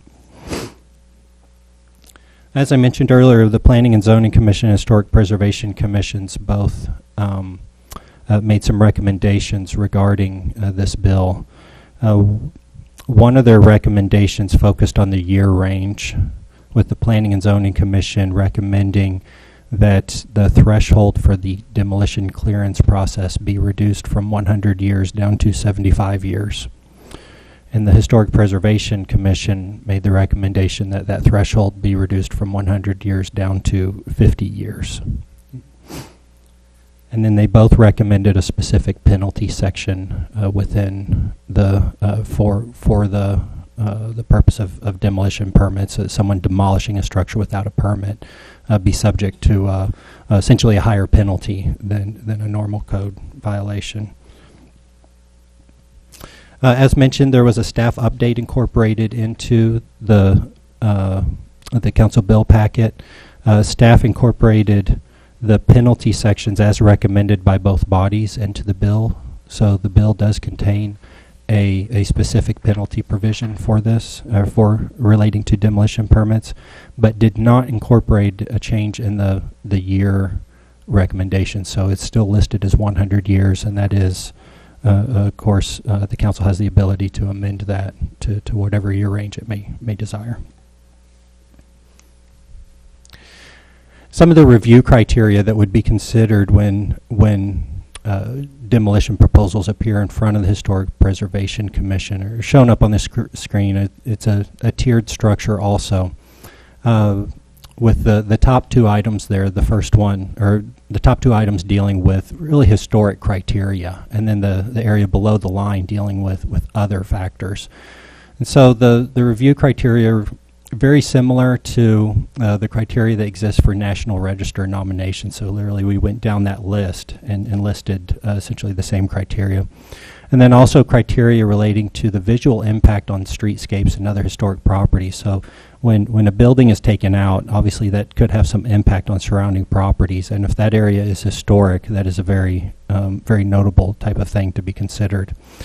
And then the criteria at the bottom of the screen, if a structure is found to be a notable structure, essentially if it's found to be historic based on the review criteria at the top, then there's other things to consider, such as what kind of shape the structure is in, where it is located, if it's located within an area that's been designated as a redevelopment area by city plans, if it's located in an area that is really incompatible, let's say an area developed commercially as opposed to its a historic residence, and some other items there. And so a structure could be found both historic and then also suitable for demolition because of some of the criteria on the bottom of the screen there. A few other items. The process is separated from actual application or issuance of a demolition permit. So this clearance process can be applied for before, for example, a property transfer occurs. This is important because it could affect actual property transfers, whether a structure could be demolished after that property transfer takes place. And so the length of approval for a clearance would be 1 year, and if they do not apply for a demolition permit within that time, they would have to reapply for clearance. And also the Historic Preservation Commission would have the ability to place conditions on structures that are approved for demolition clearance. And if the applicant wants to disagree with those conditions, the appeal would be to the City Council. With that, I'd be happy to answer any questions the council may have. This item is scheduled for a public hearing in front of this body at the January 2nd council meeting at 6 p.m. Thank you, Mr. Barron. Councilman Mihaljevic. I think our person that testified has left the room, but the one statement is property is a big deal, and it is a big deal. The reason why it's a big deal is we have a particular process in the city that is very stringent in terms of our Planning and Zoning Commission. At least two of us have served on that Zoning Commission, and several of us have been the liaison. If you know how the structure of that, it's structured not only by ward representation, but a very methodical process, and it is very open.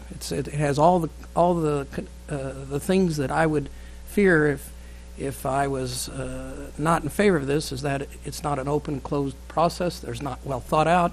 It has all those elements. So we turn ourselves to this, which I generally support. And I was good to hear that Mr. Barron had mentioned these criteria right here, because as I see it, it'll be up to us to overturn or to support what the commission says. So it'd be as important to me to know that the commission itself has the qualities that our planning and zoning does, that they understand these criteria, and to an extent have training and are knowledgeable in giving us a recommendation for which we're going to be asked to render a decision on. So just as the planning and zoning information comes to us, I take their recommendation in very high regard, because I know the deliberation and the balance of that committee.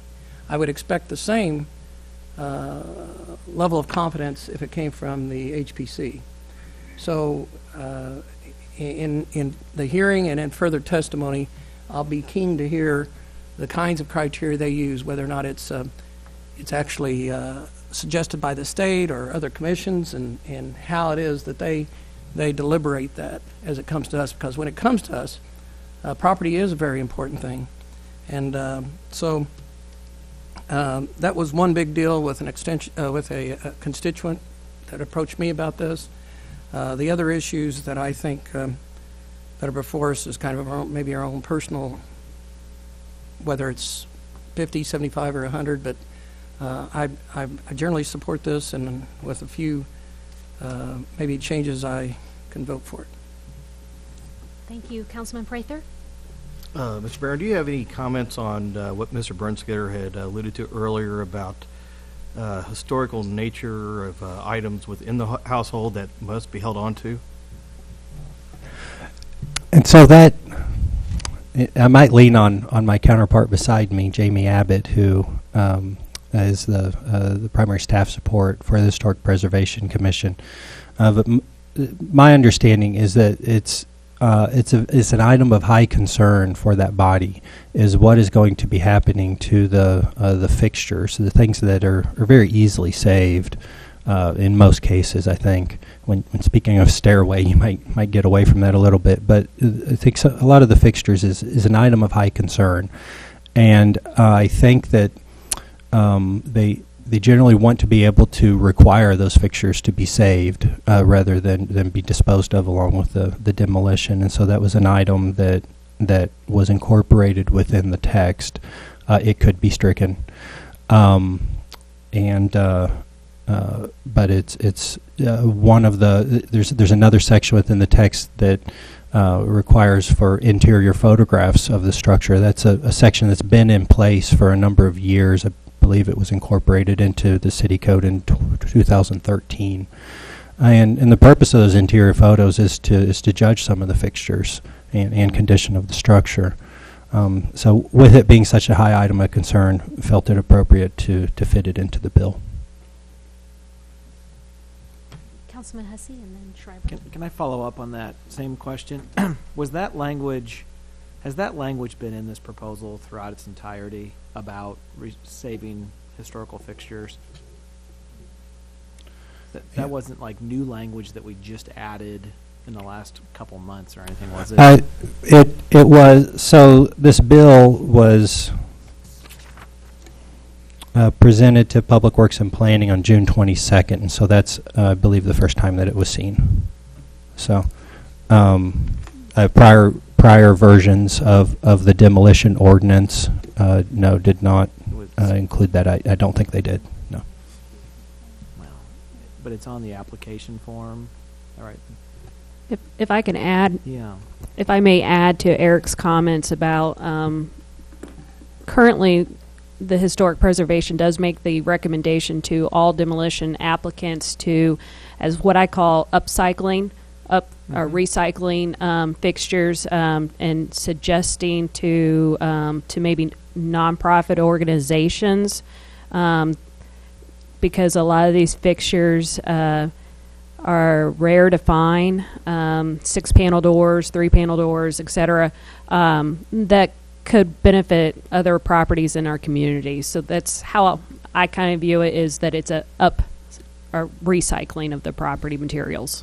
Yeah, appreciate that. And I guess I would just add that we spent a lot of time, it feels like, on this discussion. And I know that I think when Public Works had this last, we kind of had gone through, we had staff kind of rewrite some things to get in greater conformity. I mean, the original proposal from HPC was talking about a defined geographic boundary and setting an age restriction. We kind of learned that that was probably not a proper way, or potentially was going to open us up to some litigation. And I feel like as a council and a committee, we sort of worked with the interested parties to get to a final product at Public Works, which is, I think, what is being presented to us. And the decision was made to say, well, let's just send this back to Planning and Zoning and the HPC for one more look by those bodies as well. Now, we can probably have a conversation again on 50, 75, 100. I would be of the opinion we had that conversation, and that maybe when we got to the 100, that those voices had input. And I felt like at that Public Works meeting, when we reached that point, that we were sort of people were comfortable with it. It wasn't the perfect proposal for all the groups, but it wasn't the worst proposal either. And I know in a couple weeks' time at a public hearing, we might relitigate that age restriction and some of these details. I would just throw it out to say that we've kind of done that, and I felt like we went through a good process. I'm not surprised by some of the age modification recommendations by those two bodies. But again, that was the original proposal from HPC, had that 50-year geographic boundary, and we worked it to a point. I don't think P&Z initially had a recommended policy to us, and so I guess sometimes I like the process, and I felt like, again, we worked through a good process. We worked through a lot of these issues. I'm concerned when, penalty flags are sort of thrown at the last minute on language that's been in there for 5 or 6 months, that I hate to see groups continue to move the goalpost on this to get it to a point to pass. I felt like when we, out of committee, I think it even passed unanimously out of committee, I felt like most people had a good feeling about it, reached the conclusion it was the right direction for us, and had addressed those issues as best we could to get everybody, again, comfortable with it, even though it may not be the perfect policy for those groups. So I would certainly add that to make sure that we don't spend, it's time just to get something passed as well. And so I think that we've had that dialogue and discussion and are probably at a point to just take action on something, would be my preference. Thank you. Councilman Schreiber? I agree that it's time for us to move on with this. It goes beyond just the 2.5 years. We were talking about it years ago when I was chairman of the Preservation Commission. One thing that I can say is that even though the Preservation Commission hasn't had the final say, I think that they've been very fair over the years with the members that they've had, in being very fair with individuals whenever they came and brought it before them, asking that a structure be torn down, even though that commission had no authority basically to stop it. It would be delayed for just a period of time. But you would see that if you go back and reviewed the request, that the commission was very fair in allowing people to remove their properties, tear them down, whatever. Also, in dealing with the last item on there with plans for preservation of fixtures and elements, case in point was the old Dick's home, where Dick's nursery was. That's one I specifically remember. When that was going to be torn down, it was requested that there be consideration given to the fixtures and various architectural elements of that particular structure. And so the individuals that had obtained the structure agreed to do that. So that doesn't necessarily mean that those items obviously would stay with the structure, but it means that they would be preserved and perhaps used by some other entity in a like architectural circumstance or building. So I think that I think the language is good for the most part, and I think that it is time that we made a decision because this has gone on and it can go on and on and on, and we've kicked the can far enough. Thank you. Councilwoman Ward? I agree with your comments. I would like to address Councilman Hussey's comments regarding the years. You know, historic preservationists want to stick with the 50-year mark, you know, due to the Department of Interior's regulations and what they look at. And then we did move it to 100 and worked it through Public Works. But it was recommended from Public Works to let P&Z look at it too, because it became the tiered review process where it involved land clearance, so it became you know, a zoning issue too. And they strongly recommended to lowering that to 75. There were a couple members that were very adamant that we need to start protecting our historic structures in our city, and I, you know, even though I would like to see the 50 mark, I'm happy that we're discussing at least the 100 mark, but I think the 75 mark would be a good place to strive for. Like I said, I'm very excited we even have it at the table. In regards to plans for salvaging historic items out of these structures, I think you'll find that those that are wanting to remove a historic building, that they are very open to people contacting them for you to salvage through them. You just need permission, and you might need to sign a waiver like I did a couple weeks ago on 6 properties. And all of the items that I was able to salvage out of 4 1920 bungalows have been taken to be used in either properties in town, a property in Salem, Missouri, and also a farm sink that was one of our residents here in town, her aunt's sink. So these items do have meaning, and I think that the language about inquiring about a plan is very doable and feasible in the ordinance. Again, people just feel overwhelmed when they're tasked to tear down something.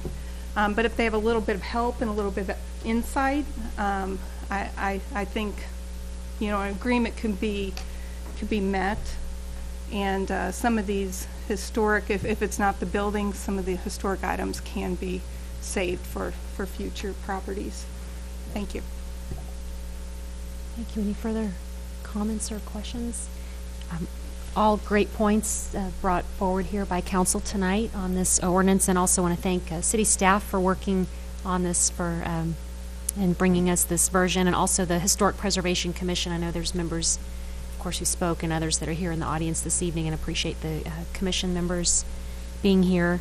And something else too that I don't remember if you touched on, Mr. Barron, but just the frequency of these items. I think maybe back in May when we did the presentation, it's not a very common thing that these would be even coming to council. It's very infrequent, like maybe even a handful over a matter of years.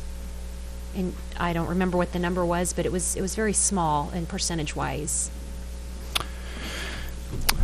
So over the past 8 years, I guess we've had about 120 demolition applications go in front of the Historic Preservation Commission. So what about 1 or 2 a month on average? Of those, had 9 applications that the Historic Preservation Commission recommended a denial. So roughly 1 a year is maybe what you could expect. I think that there.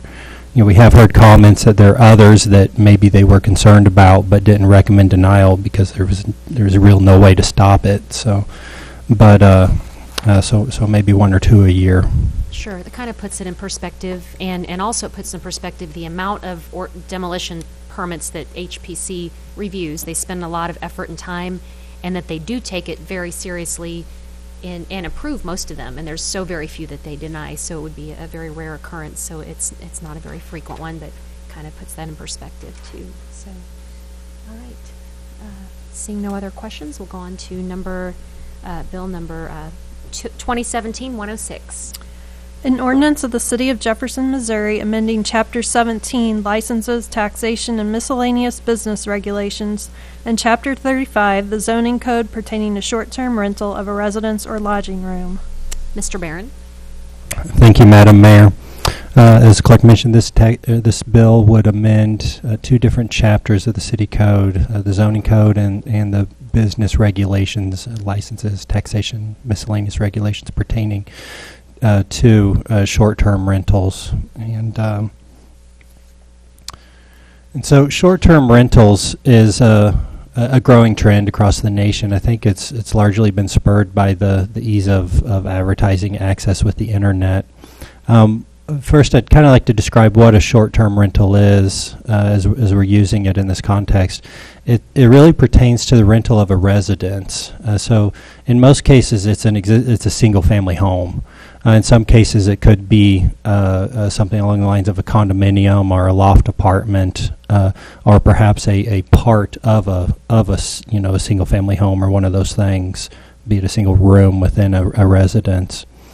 And so what a short-term rental is not is a bed and breakfast or other commercial business such as a hotel or something along those lines.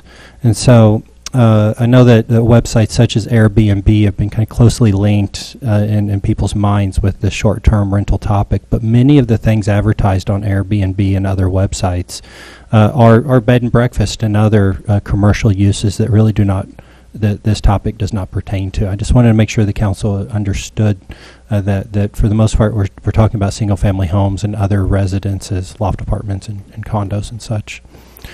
And so what this bill would do is define those types of uses within the zoning code, would establish those types of uses as a special exception use within the residential districts and a permitted use in commercial districts. And so what that means is that in the residential districts, again, most of these are single-family homes and single-family districts, the property owner would have to apply for a special exception use permit that would go in front of the Planning and Zoning Commission in a public hearing process. So all their surrounding property owners, their neighbors, would get letters in the mail, and the property would be posted with a zoning sign, public hearing sign.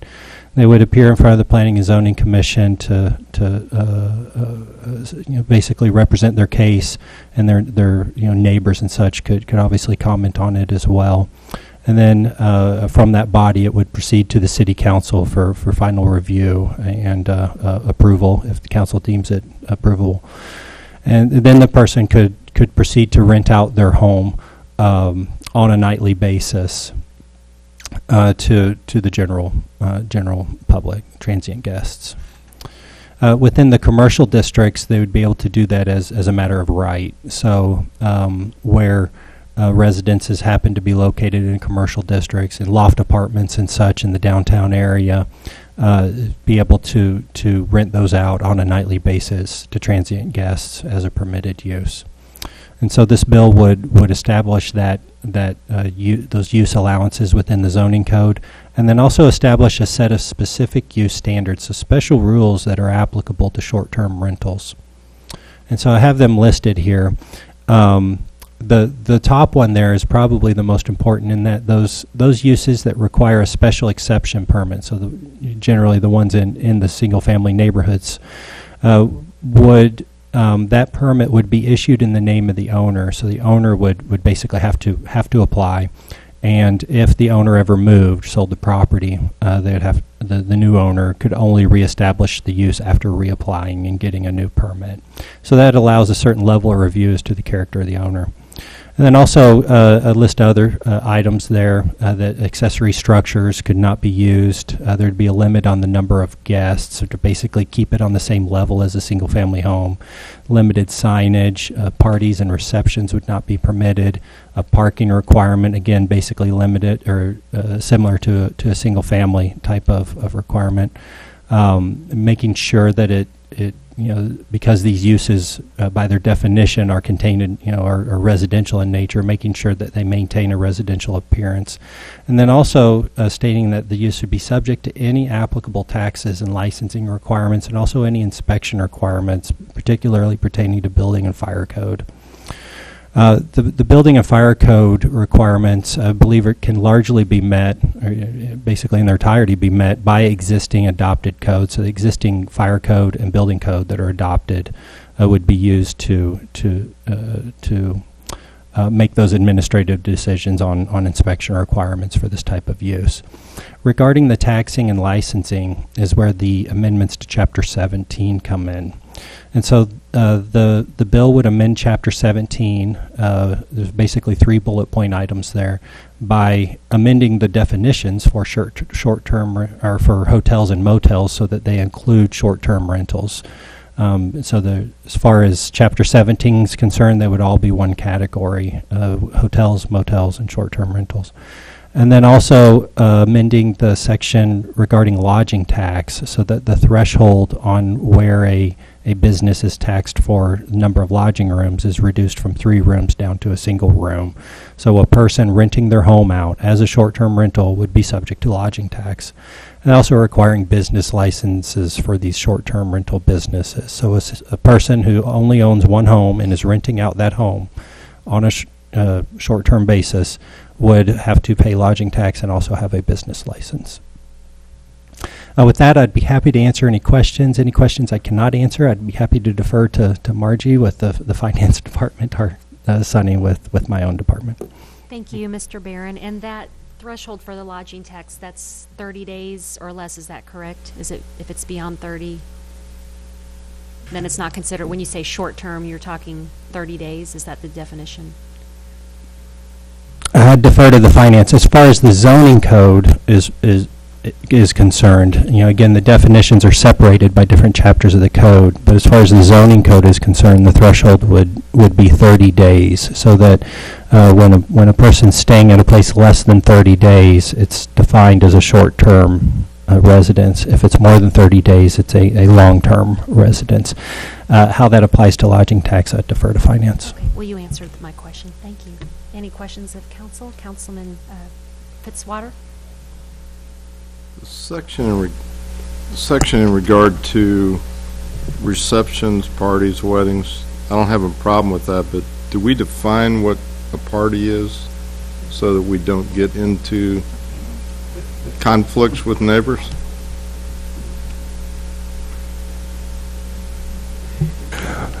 If I could defer to law. There's not a definition of party. And I think that the thought behind that is that police would, of course, be in charge of investigating and enforcing that. And so I think relying on the common definition, which the law states we have to do in absence of our own definition of a party, would allow some flexibility and ability to for the police to address situations as they arise. I think the flexibility in determining what constitutes a party is something that is useful to the police, but certainly understand the ambiguity in that term. So I wouldn't say it's undefined. It's just when a term like that is left without a definition in a regulatory scheme, we rely on the common plain language meaning of the word party. And so I think that provides some flexibility for enforcement to address situations, because whenever you start defining something, people have a ingenious ability to bump right up to that edge of the definition without going over. And so we don't want to put roadblocks in front of our police departments for enforcement where it needs to happen, but because of a particular definition, it's not quite there. Any further, Councilman Prather? Ms. Barron, did I understand correctly that a single housing unit would only be allowed one rental? So the way it is drafted is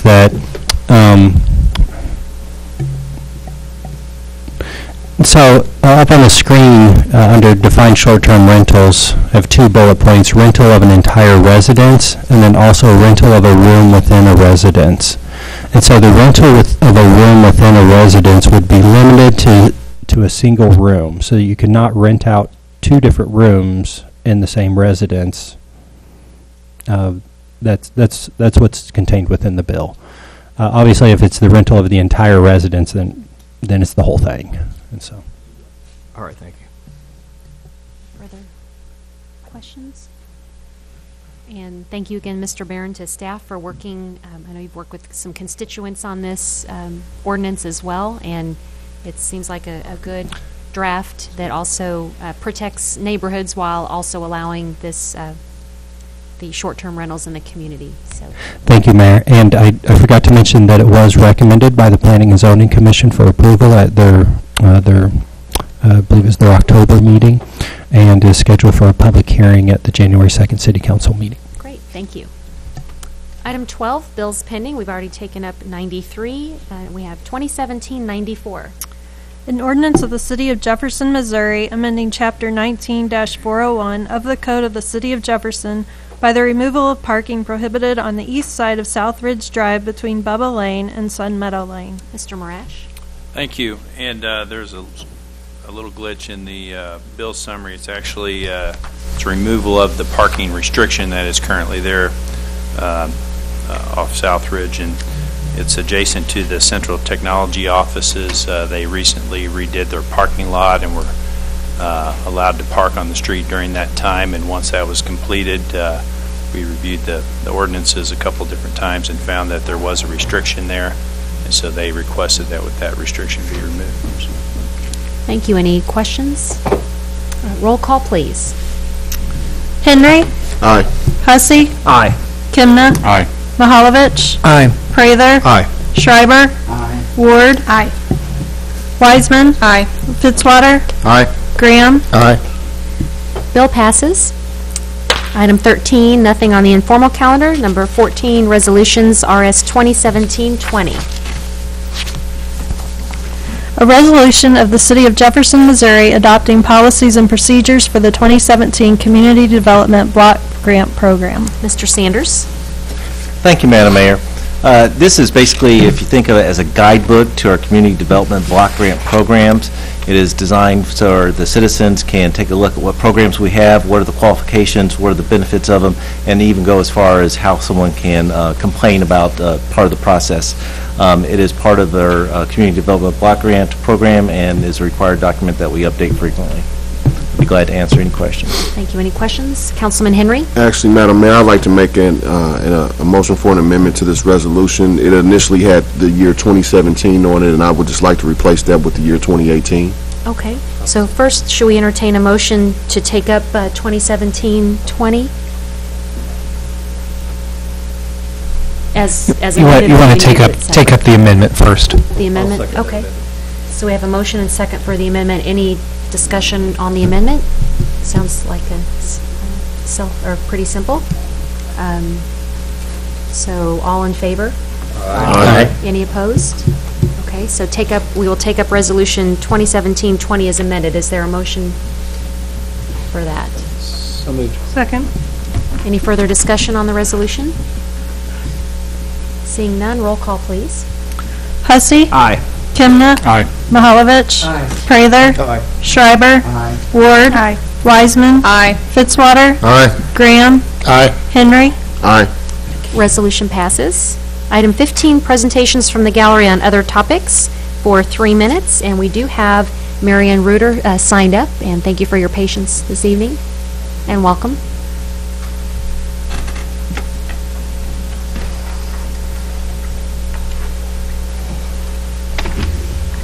Madam Mayor, I wanted one last time just opportunity to speak to the mayor and the city council 2017 regarding the losses my husband and I suffered due to the flood on August 1st of 2016. In May or June of 2016, I called City Hall about a contractor working on the house at 1304, which is next door. He was pitching trash into the drainage ditch behind our house the same drainage ditch that serves our house. The city sent Mr. Fontana out to look at the situation. He walked along the ditch behind 1304 with my husband and me. He got down into the ditch and he pulled some of the junk out of the ditch and out of the whistle. He sat on the front patio and talked with us for a few minutes. However, nothing changed.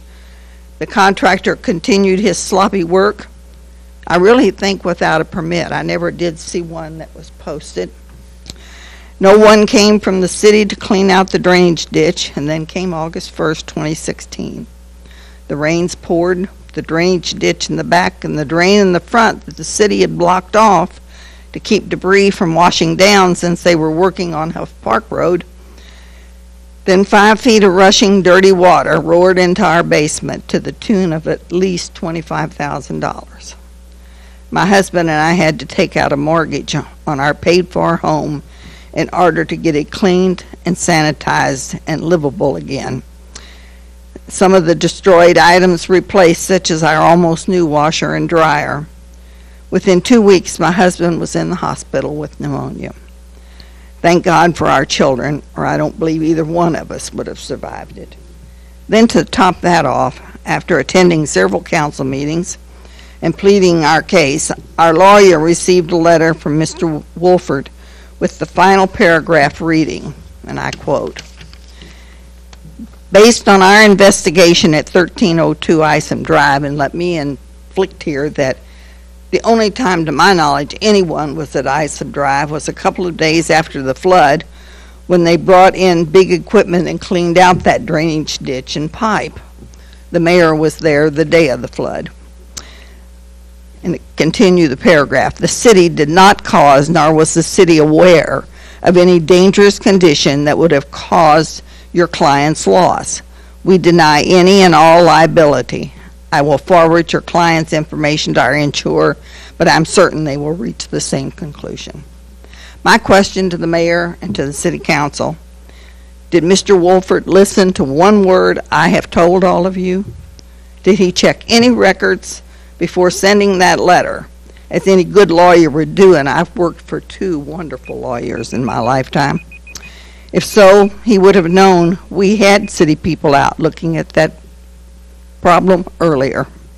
Several huge rains have happened since then, one within 2 weeks of August 1st. I do believe the ice rink was flooded again that time. We did not have 1 drop of water in our basement once the city cleaned out the drain. Number 1, the city did not clean the drainage ditch after I reported it. Number 2, the city had blockers around the water drains off my front yard, slowing the water drainage. Again, I do not understand why 2 old people who have lived in this house for 48 years, paid our taxes, worked and raised our family here, are being treated as if we did something wrong. We had faith in our city that once we reported a problem, it would be fixed. It wasn't, and we paid dearly for that. So again, in our late 70s, we are paying a mortgage payment out of my retirement and our Social Security. Really makes me admire this city I call home and the people we elect to represent us. Thank you. Thank you, Mrs. Reuter. And I guess I would probably defer some of those questions to Mr. Mullman, and knowing that there's a lawyer in the case, and I'm not sure what litigation there is, so not really sure what we are permitted to discuss at the meeting, but would turn that over to you. Ms. Reuter has an active claim, certainly potentially pending. I would not make any comment in an open forum on this matter. Okay. All right. Thank you. Any council questions at this point? All right. Thank you. All right. Item 16, council and staff discussion of presentation topics. Do we have any discussion this evening? Item 17, any new business? 18, any unfinished business? Do we have a motion to adjourn? So moved. And on that motion, I will wish everyone a Merry Christmas and hope you spend the holidays with your friends and family. And we will see you in the new year. All in favor? I think Councilman Mihalovic's going to sing us a song. Sing the song, Councilman. He's going to sing Merry Christmas. Oh, yeah, right. I think if I'm the one that's plunging, you're the one that's singing. There's a motion on the floor, isn't there? I think we have officially been adjourned for the year. Thank you.